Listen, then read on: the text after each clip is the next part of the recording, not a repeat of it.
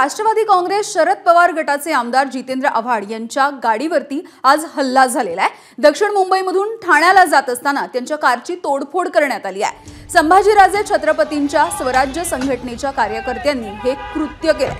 आव्हाड यांनी काही दिवसांपूर्वी संभाजीराजेंवरती तिखट शब्दांमध्ये टीका केली होती।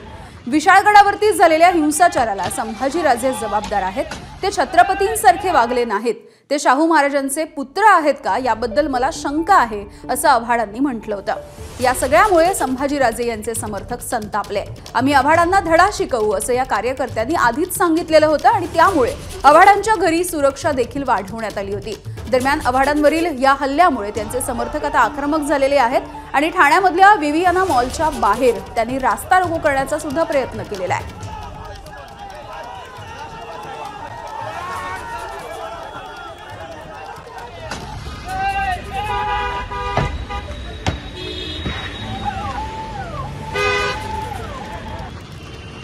छत्रपतींचा वंशाचा अपमान तुम्ही स्वतः केलात। एक दंगलीत तुम्ही सहभागी झालात। एक दंगल तुमच्यामुळे घडली।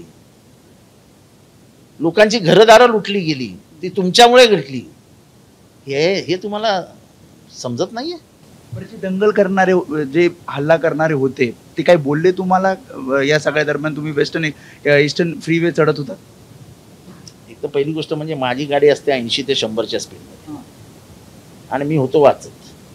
त्यामुळे गाडी असे ठापकन आवाज झाला, मी इथे तिथे बघितलं, तोपर्यंत गाडी पुढे गेली। शेवटी ड्रायव्हर मी सांगत नाही तोपर्यंत थांबवला।